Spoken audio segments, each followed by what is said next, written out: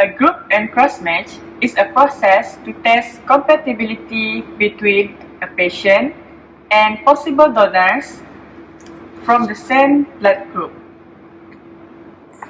There are three phases involved in group and cross-match. The first phase is immediate spin or room temperature. The second phase is 37 degrees.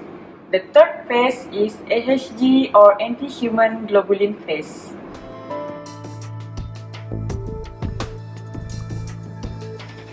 Before we proceed with the cross-matching, we are going to prepare a red blood cell suspension. So we have two possible donor X and donor Y. The red blood cell suspension will be prepared with a normal saline. Take a clean test tube and label it with donor X and donor Y. Okay. Then every blood bag has this segment for us to get the red cell for the cell suspension. Take one segment and then transfer the packed cell inside into your clean test tube prepared earlier. We'll repeat the same process with the another donor.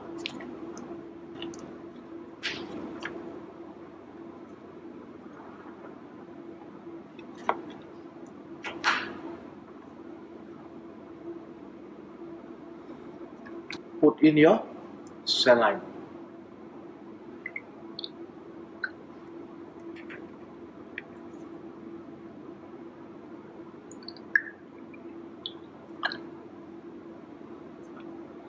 We are going to spin this and repeat this process for at least 3 times to make sure that the red blood cell of the donor is free from its own antibody before we can proceed with the group and cross match. Spin the test tube for at least 30 seconds for 2500 RPM to complete the washing process.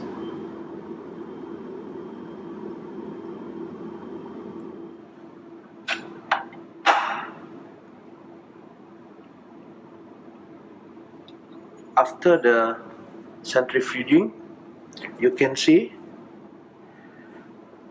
all the red blood cells settle down. Throw the supernatant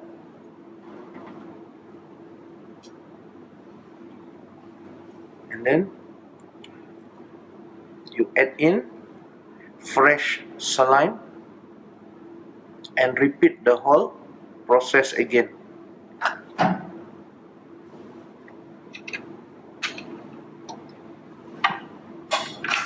You may repeat the washing process for at least 3 times until the supernatant is clear.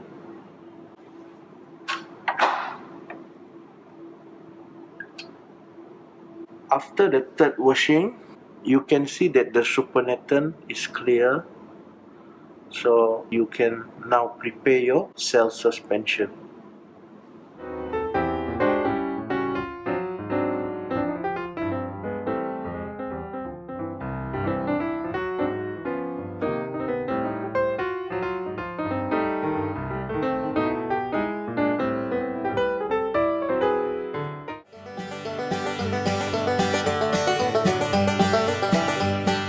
So we have already our cell suspension ready for the 2 possible donors, donor X and donor Y.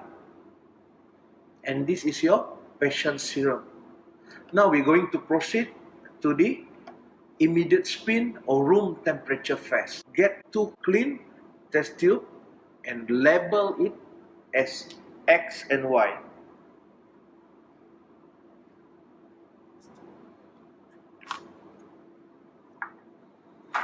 Now you may add in your patient serum,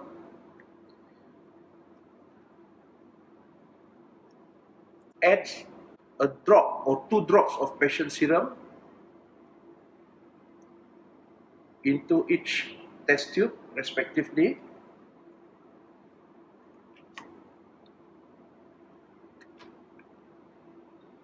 So now you can see your patient serum is already inside the test tube, and then it's time for you to add in the donor red cell, donor X, into the test tube label X, 1 drop.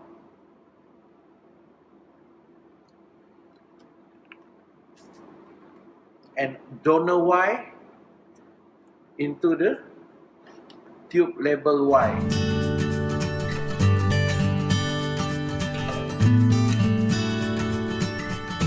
Next, we are going to spin the 2 test tube.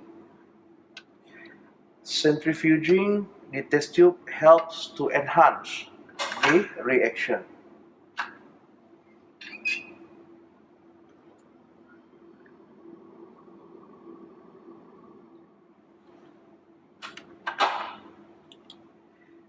After the centrifuging, take out your 2 glass tube. So this is your donor X and this one is your donor Y. Gently shake your test tube to loosen the cell from the test tube bottom. Now you can see clearly and obviously the reaction between patient X and patient Y.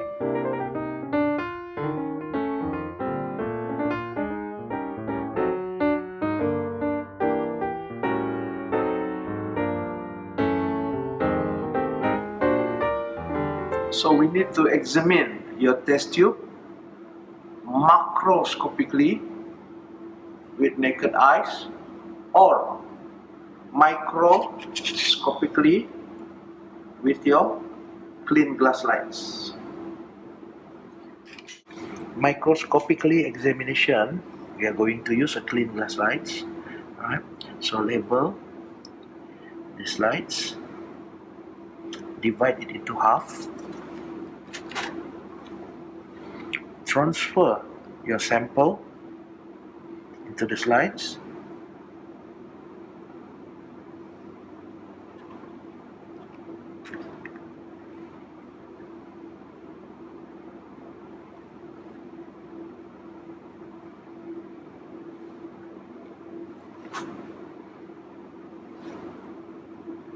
and now you may examine your slides under the microscope.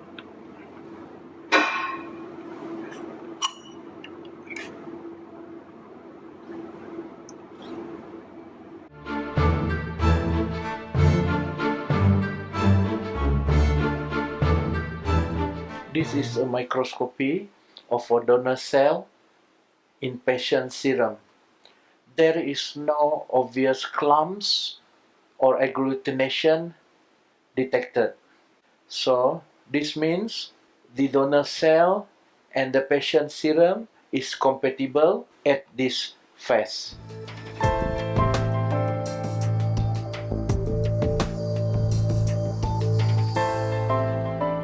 This is a microscopy of a donor cell in a patient serum. We can see a big clumps or big agglutination form here. It's a sign of incompatibility between the donor cell and patient serum.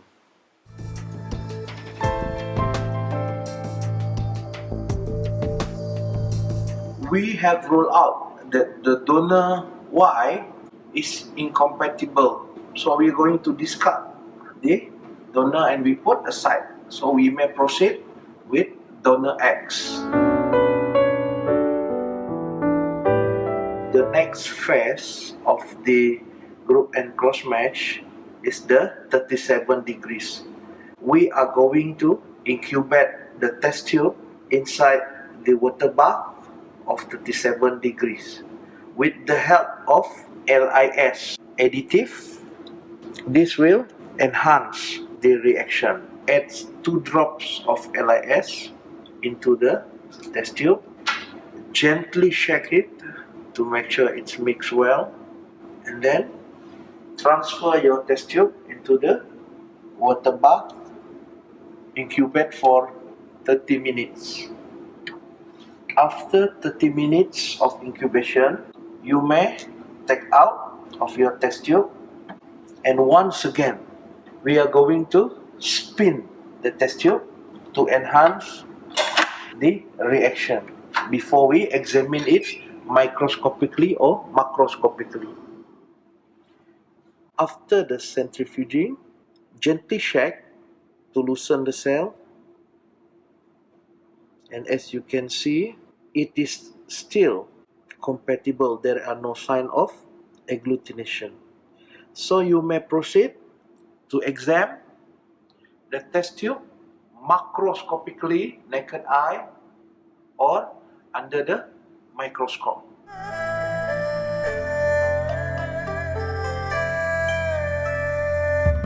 Before we proceed to the AHG phase or anti-human globulin phase, we have to wash the donor cell 3 times to get rid of the patient serum.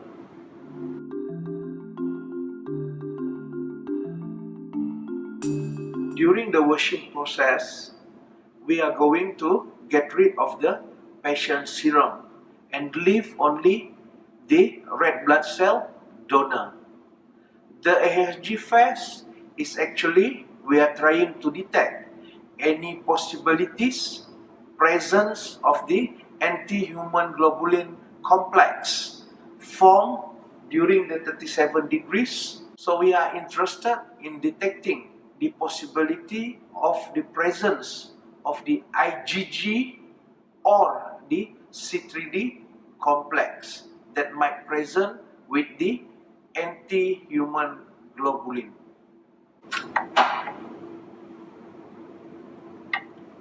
After the third wash, you can see once again the supernatant is clean and leave only the donor red blood cell. Throw away the supernatant, gently shake it to loosen the cell, and now we are ready to add the anti-human globulin reagent to proceed with our AHG phase. This is our anti-human globulin reagent. It's a combination of the IgG and complement 3D. As in 2 drops of the AHG reagent into the test tube. Centrifuge it to enhance the reaction.